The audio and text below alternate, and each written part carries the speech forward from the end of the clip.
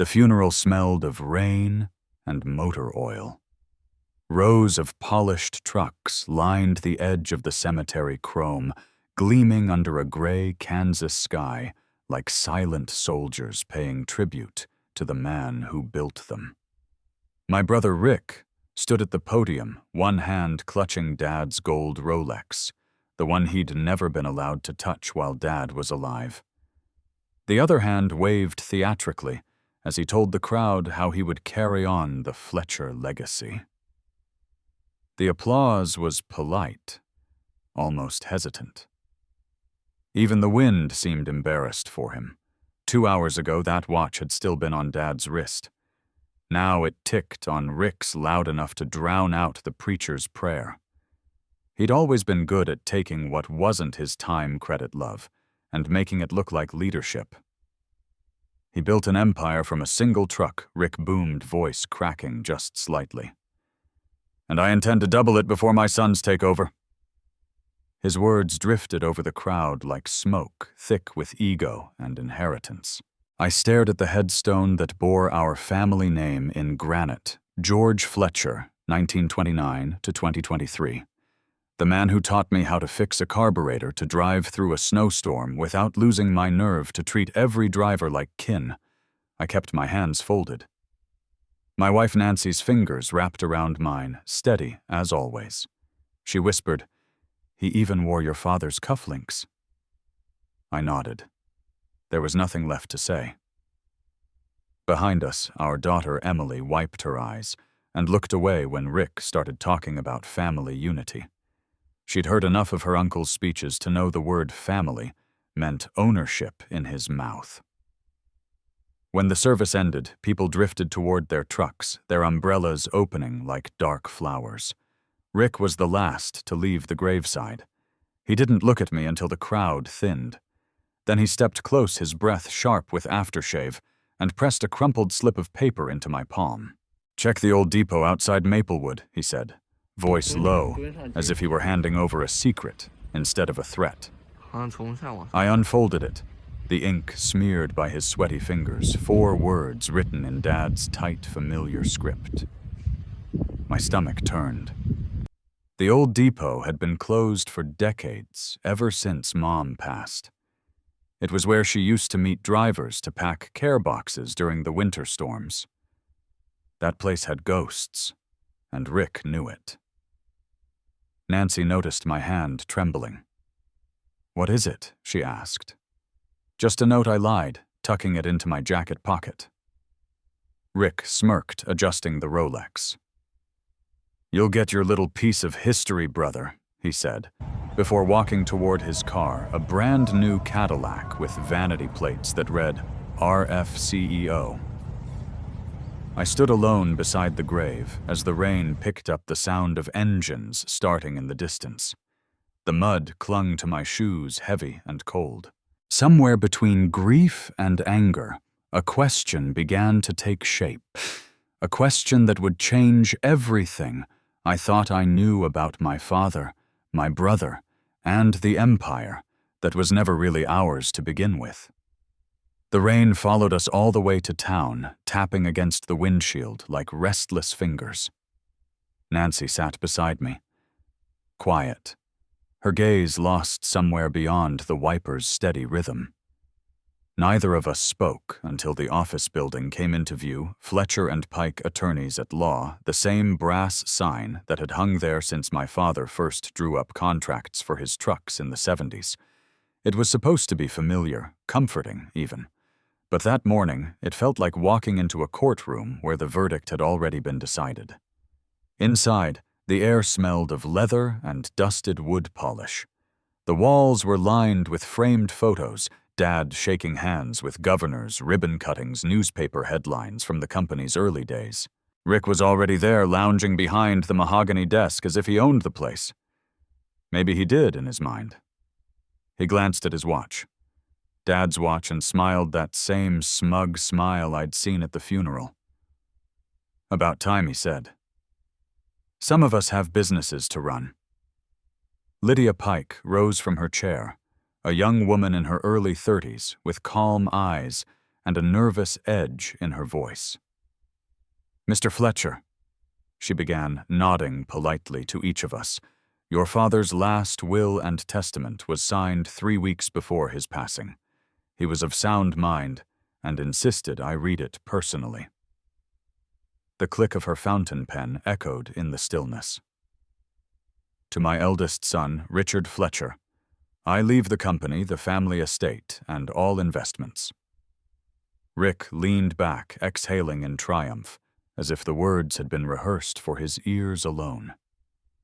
Lydia hesitated before continuing. "To my younger son, Harold Fletcher, I leave the contents of Depot 23 outside Maplewood." The silence was sharp enough to cut. Rick's laughter filled it. "Depot 23. That dusty old place. So he gets Dad's junkyard. Guess that's fitting." Nancy's jaw tightened. "That's enough, Rick." He waved her off. "Relax, Nancy. He's always been sentimental about the past. Maybe he'll find some old hubcaps to polish." I wanted to say something, anything, but the words stuck in my throat. Lydia's hands trembled slightly as she closed the folder. Something in her eyes didn't match her voice. It was pity or guilt. "There is one more note," she said softly, then stopped when Rick's phone buzzed. "Business never sleeps," he muttered, scrolling. "Lydia, draft the transfer paperwork. I'll take full control effective immediately." He looked at me. "And Harold, clear your office by Friday. We're moving in a new management team." He left before I could stand. The echo of the door closing sounded final like a gavel. Lydia waited until his footsteps faded down the hall. Then she reached into her briefcase and slid a small envelope across the table. "Your mother wanted you to have this," she whispered. The paper was yellowed soft at the corners. Inside was a photograph my mother Evelyn, standing beside a warehouse I didn't recognize. The sign above her head read Fletcher and Son, 1981, but 2 letters had been scraped away. Her smile was gentle, almost secretive, as though she knew something the rest of us had yet to learn. Nancy touched the photo. "She looks proud," she said. "She was," I murmured. I just never knew of what. Outside, thunder rolled again.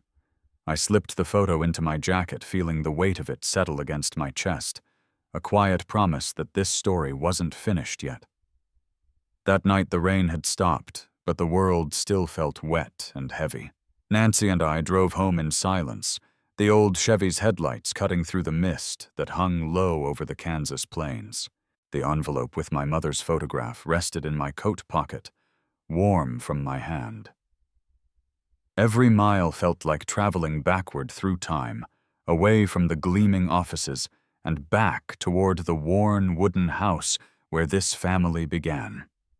Our place sat on the edge of Fairview, a modest home with peeling white paint and a porch that sagged like tired shoulders. The porch light flickered as I unlocked the door. Inside, the air smelled faintly of coffee and sawdust, Dad's scent still clinging to the walls after all these years. Nancy hung her coat, then turned to me with that steady calm that had carried us through every storm. "He humiliated you," she said softly. "And your father let him." "I know." My voice cracked more than I wanted it to. But maybe Dad had his reasons. Maybe Mom did too. I set the photograph on the kitchen table. Under the lamp, Evelyn's smile looked different, less gentle, more determined. Behind her in the picture, I noticed something I hadn't seen before, a small number printed on the corner of the warehouse door. D23. Nancy saw it the same moment I did to Depot 23.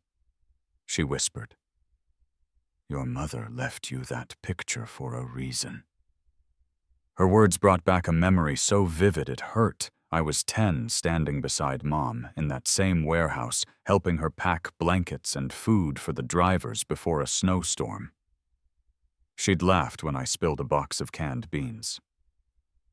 Your father builds trucks, Harold, she said, brushing my hair back. But I build trust. That's what keeps them running. Years later, during one of those storms, I drove 18 hours straight to deliver medical supplies to a rural hospital. I slept in the cab for 2 days, eating cold sandwiches while Rick was in Las Vegas at a trade conference giving speeches about innovation. When I called to tell him the shipment made it, he said, "That's your job." Then he hung up. Nancy placed her hand over mine, pulling me back from the memory. You've spent your whole life keeping that company running, Harold. Maybe your mother wanted you to find what she really built.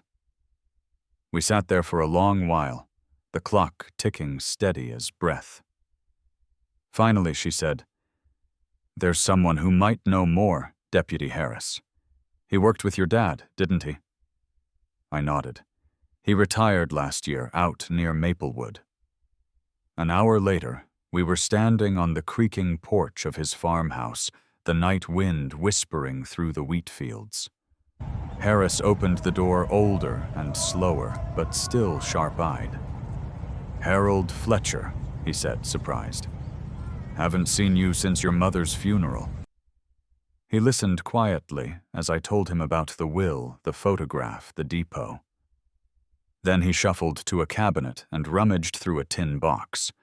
When he returned, he set something cold and heavy in my palm, a tarnished metal key with the number D23 engraved deep into it. "Your mom gave me that 20 years ago," he said. "Told me to keep it safe till one of you came asking." The key caught the porch light just enough to glint gold. I turned it over in my hand, and for the first time in years, I felt her presence like a whisper against my ear, patient and certain. "You're not done yet, Harold." The wind was sharp that night, the kind that carried the smell of iron and old rain. I drove with both hands tight on the wheel, the metal key Harris had given me, resting in my shirt pocket, pressing against my heart like a heartbeat that wasn't mine. Nancy sat beside me, a thermos of coffee between her knees, her eyes following the narrow road that cut through endless fields of sleeping wheat. The moonlight followed us silver and cold until the highway bent and the old depot came into view. Depot 23 stood on the edge of Maplewood like a forgotten monument, its roof sagging windows boarded, the paint faded into the same color as the dust around it. Dad used to bring me here when I was a kid, back when it was the beating heart of the company's early days. I hadn't seen it in more than 30 years, not since Mom stopped coming after she got sick. The sign above the bay door still read, "Fletcher Freight Depot," but beneath it I could see the faint outline of older letters someone had painted over them long ago. The padlock on the side door was rusted, but still intact. The key from Harris slid in like it belonged there. The latch gave with a tired groan, and the smell hit me diesel paper and something sweet like old cedar. Nancy switched on her flashlight, the beam slicing through the dark. Dust drifted in the air like slow snow. Rows of wooden crates lined the walls, each labeled by year 1980, 1885, 1990. "Harold," Nancy whispered. "Look." At the far end of the room, a metal sign leaned against the wall, half covered by a tarp. I pulled it free. The letters glinted faintly under the flashlight, E&G Logistics Co. "Evelyn and George Nancy," said her voice, catching. "Not Fletcher Haulage." For a moment I couldn't move. The world tilted. I'd spent my whole life believing Dad built the empire alone. But here was proof Mom had built something of her own, quietly, in the shadows of his success. On an old desk, buried under a layer of dust, lay a leather-bound notebook. I brushed it open, my hands shaking. The first page carried her handwriting, looping and firm. "If Harold finds this, it means Rick has taken everything. The rest belongs to you." My chest tightened. Every word felt like she'd written it yesterday. Inside the notebook were ledgers, signatures, and shipping manifests, all under the name E&G Logistics. Smaller contracts, community routes, deliveries to rural hospitals, the kind of work Rick always called unprofitable. Then Nancy's flashlight caught something behind the desk, a steel safe, old and heavy, the kind you couldn't move without a dolly. It had 2 keyholes. I knelt down, heart pounding, and slid Harris's key into one. It turned smoothly. The second hole waited empty. Nancy crouched beside me, tracing her finger over a faint engraving near the dial. 2 letters, H.P. Harris Pike, she whispered. Lydia's father.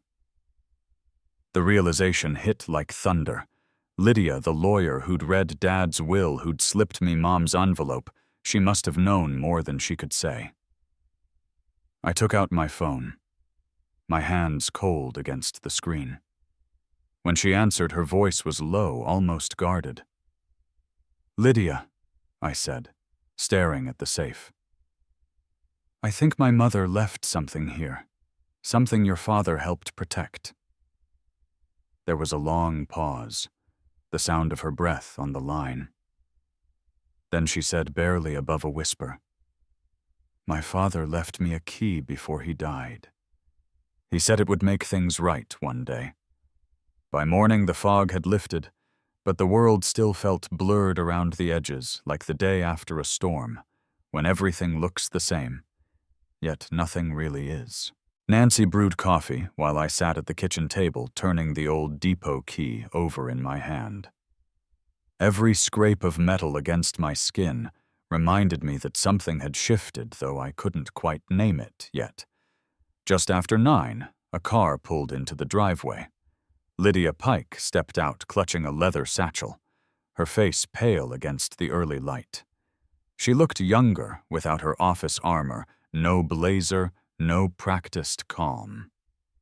Only a kind of honesty that comes after a sleepless night. You were right, she said as soon as I opened the door. My father did keep a second key. I found it in his lockbox last night. An hour later, we were back at Depot 23.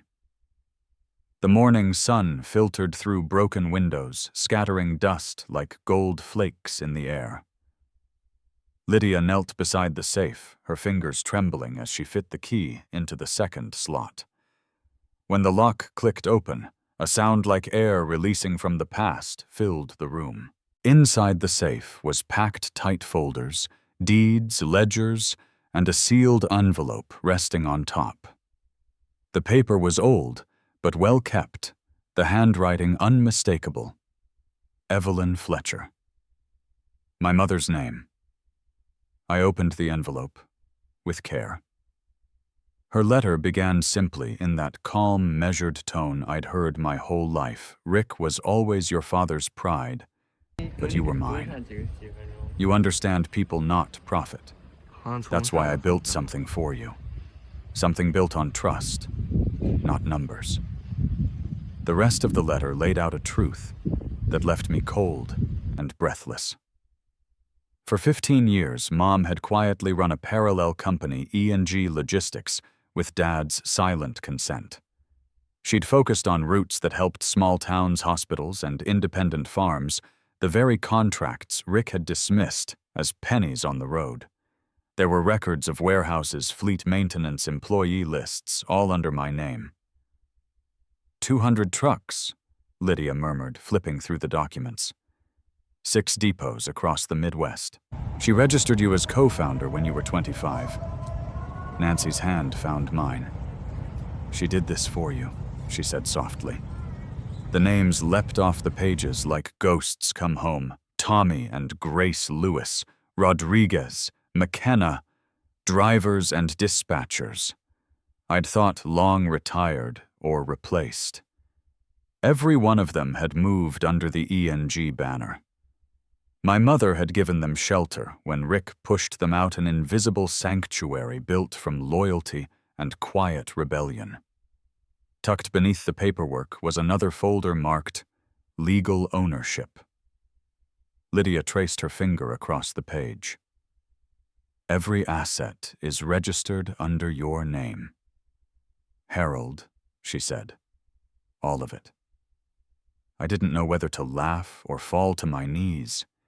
The weight of decades' humiliation silence being the overlooked son suddenly shifted.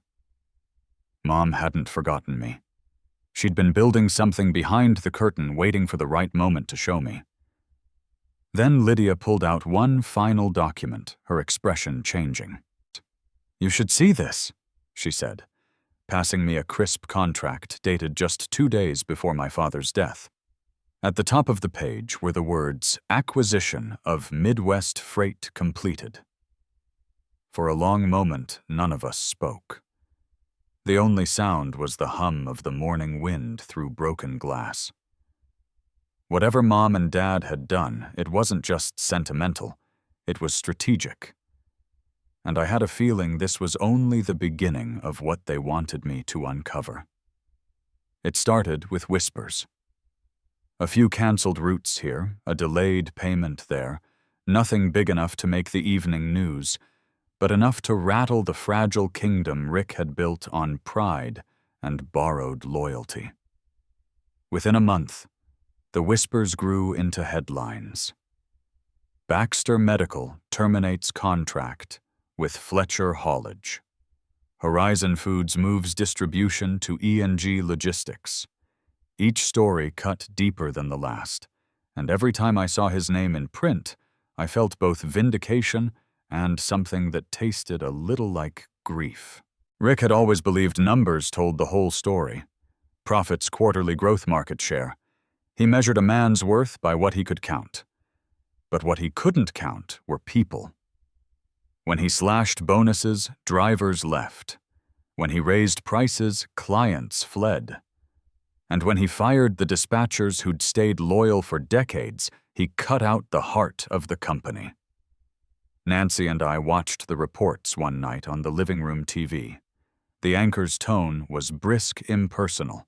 Fletcher Haulage stock down 80% after safety violations and mass walkouts. Analysts are calling it the Fletcher Fall. Nancy muted the sound. "Are you going to call him?" she asked. I shook my head. "He'll call me first." He did. 2 days later. I was at the E&G office, the old depot, now transformed into something alive again when my phone rang. His voice came through jagged like broken glass. "You did this. You stole everything our father built. You'll regret it, Harold." For a moment I almost heard the brother I used to know. Then I remembered the funeral, the Rolex, glinting in the rain. I took a slow breath. "I didn't do this, Rick. Mom did. You just didn't listen." He went silent, then hung up. Over the next few weeks, the news grew worse for him. Federal inspectors uncovered forged safety reports. Lawsuits followed former employees, customers, even investors. Every stone Rick had built his empire on turned out hollow. I heard through Lydia that he'd mortgaged the family estate to keep the company afloat. By the time the bank repossessed it, the place was stripped bare. No photos, no furniture, not even Dad's old piano. The day Fletcher Haulage filed for bankruptcy, Lydia came to see me. She looked different, relieved but cautious, like someone carrying words that weren't hers. In her hand was a sealed envelope. "Your mother left this for you," she said. It was with the others marked final instructions.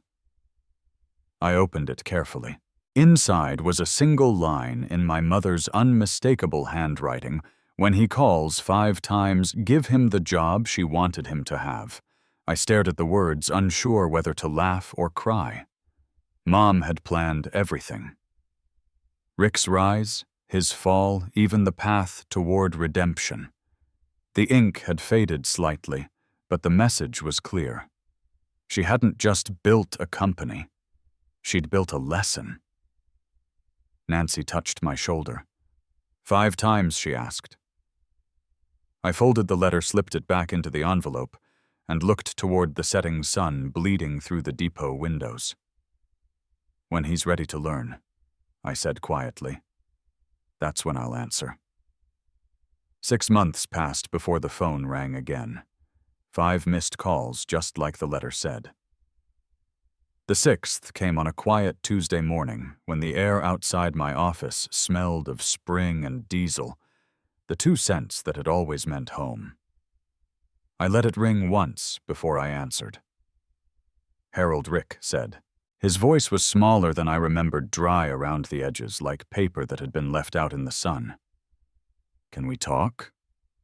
When he arrived, I almost didn't recognize him. The man standing in the doorway of E&G Logistics was no longer the polished executive who once held court in glass boardrooms. His hair had gone silver, his shirt was wrinkled, and his shoes carried the dust of too many long walks. He held his hat in both hands like a man standing at confession. I need a job, he said simply. I motioned for him to sit, poured him a cup of coffee from the old percolator in the corner. The smell filled the room, grounding us both. He wrapped his hands around the mug, maybe for warmth, maybe for courage. You've got openings, don't you? He asked after a moment. I heard you're expanding routes. I nodded. We are. He looked up, eyes searching my face for permission to feel hopeful. Then maybe there's something I could do. Anything. I slid a folder across the desk. Inside was a simple contract. Entry-level dispatcher. His signature line was blank. He blinked. Dispatcher. You'll report to Tommy Lewis, I said. Rick's head jerked up. The driver I fired. The best teacher you'll have, I said quietly. For a long moment the room was silent except for the ticking of the wall clock, the same one that used to hang in Dad's office. Then Rick exhaled a sound halfway between a laugh and a sob. Dad always said I was the heir, he whispered. I opened the drawer and took out the letter Mom had left the paper soft from being read too many times. I placed it between us. You both are, I said. Just not to the same thing. He reached for the letter fingertips, trembling, but stopped halfway.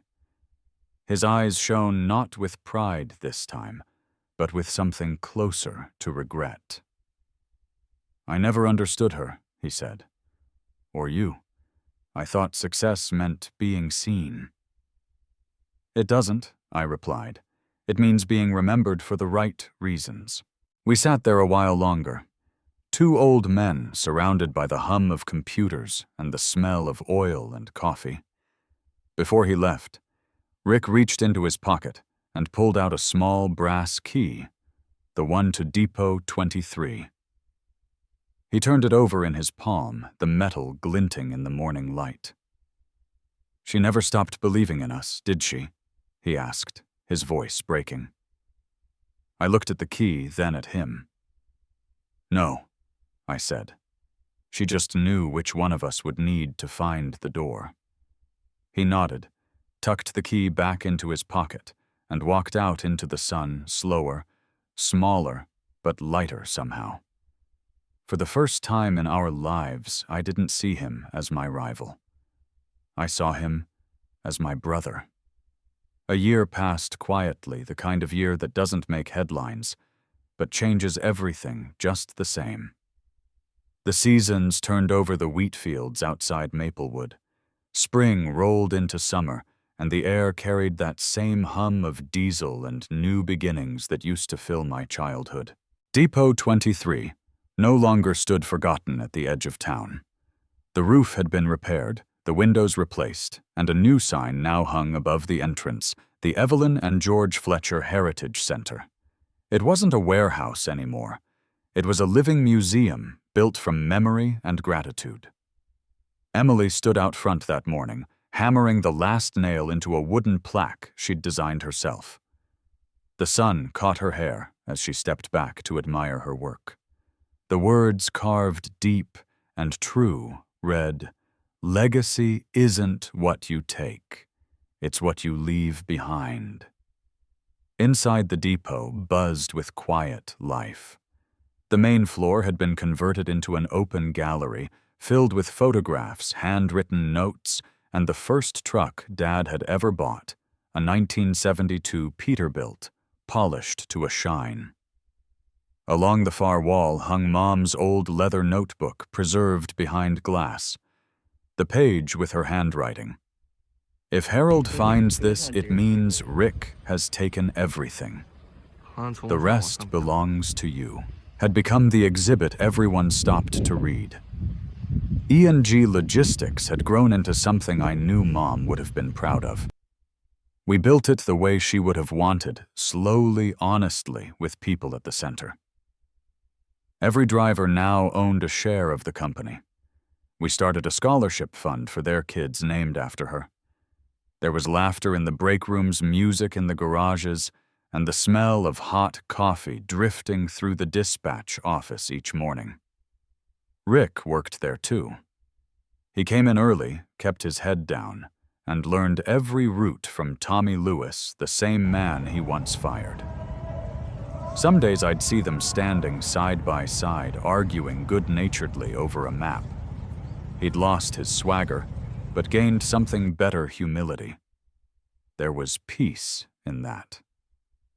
One evening, I found myself alone in my office.